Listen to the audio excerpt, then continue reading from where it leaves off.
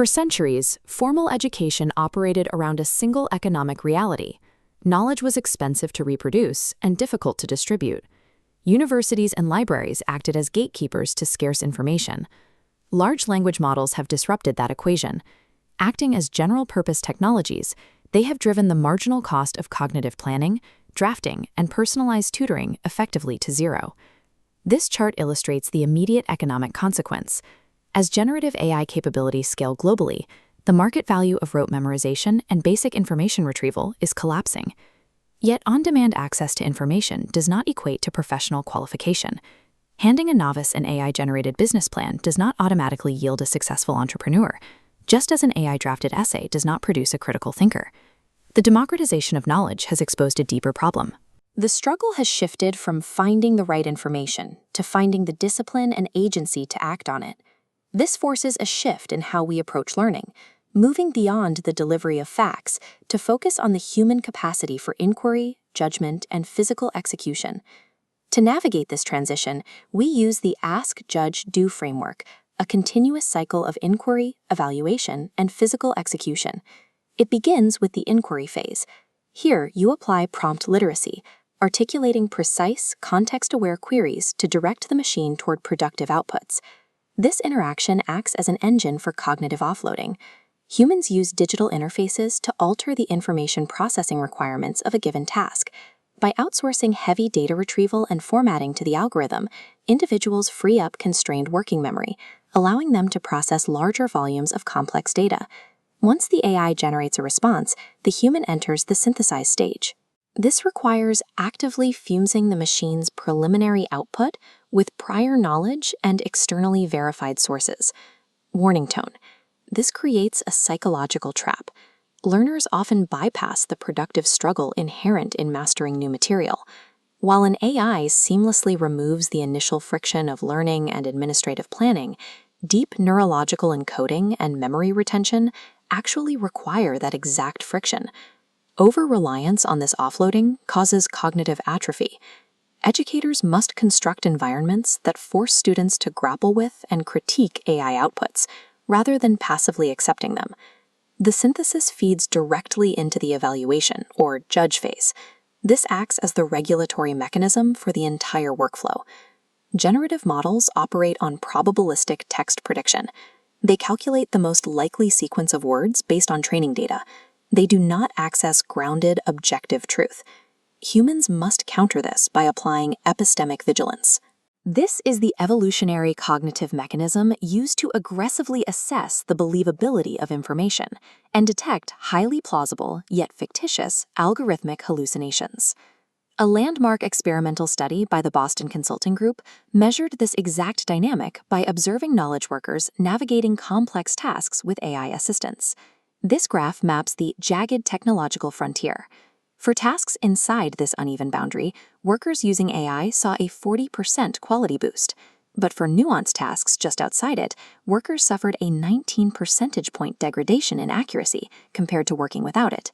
Access to AI without rigorous epistemic vigilance actively degrades professional performance. Knowledge access without human judgment is an organizational liability. The degradation outside the frontier is caused by automation bias. Users fall asleep at the wheel, blindly accepting flawed outputs as a mental shortcut rather than applying actual vigilance. The opposite failure is called algorithm aversion. Behavioral research shows that humans readily abandon a statistically superior algorithm after witnessing a single mistake, refusing to use a tool that would otherwise elevate their output. The optimal workflow exists between these two extremes. It requires calibrated trust, aligning your reliance on the system strictly with its context-dependent reliability. In Level 2 supervised driving systems, the machine executes rapid visual processing and steering, but the human must remain fully attentive and ready to intervene. Language models lack physical sensors, self-preservation instincts, and regulatory licensing. To maintain this oversight, successful workers use a centaur workflow. They cleanly divide labor, delegating strictly bounded, routine subtasks to the AI while handling core strategic elements entirely themselves. Others adopt a cyborg approach, continuously and intimately blending their efforts with the machine, iterating on prompts step by step. Under either workflow, accountability cannot be automated. High-stakes decisions require licensed oversight and a fiduciary duty of care that algorithms cannot possess. The verified decision moves to the final execution, or DO phase. This confronts the behavioral bottlenecks of human nature. If artificial intelligence dramatically lowers the barrier to generating perfect strategic plans, why do individuals still frequently fail to achieve their goals?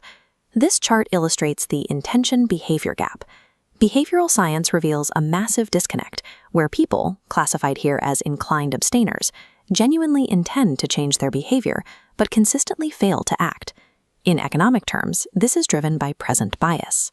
Humans neurologically prefer immediate comfort over delayed rewards, placing disproportionate weight on avoiding the immediate friction of a task. AI cannot bypass these physical and psychological realities. An algorithm cannot look a client in the eye, navigate a restrictive physical environment, or overcome the anxiety of launching a business. Bridging this gap requires concrete behavioral regulation. Individuals must structure physical environmental cues, establish peer accountability, and design explicit if-then implementation plans to preload decisions. Knowing the optimal path, or even having an AI map it out flawlessly, is entirely useless without the psychological regulation and physical agency to actually execute it in the real world. Take a vocational student aiming to launch an independent salon. The student seamlessly uses generative AI to drive localized marketing campaigns and perform neighborhood demographic analyses, solving what used to be an expensive knowledge gap. But the doing gap remains unautomatable. The student's physical agency is absolutely necessary to secure bank financing face-to-face, negotiate a lease, and safely perform chemical treatments on human clients. Modern educational systems must adjust to this reality. Institutions must transition their core value proposition away from content delivery and toward human formation and ethical execution. Traditional assessment metrics must adapt. Evaluating only a highly polished final product is no longer valid when an AI can effortlessly format the end result. Evaluators must grade the process. This means reviewing prompt and verification portfolios to ensure factual accuracy and mandating in-person oral defenses where students dynamically defend their reasoning. Accessing digital knowledge is now completely trivial, but the agency to act on that knowledge remains a strictly human requirement, demanding judgment, resilience, and the discipline to execute in the physical world.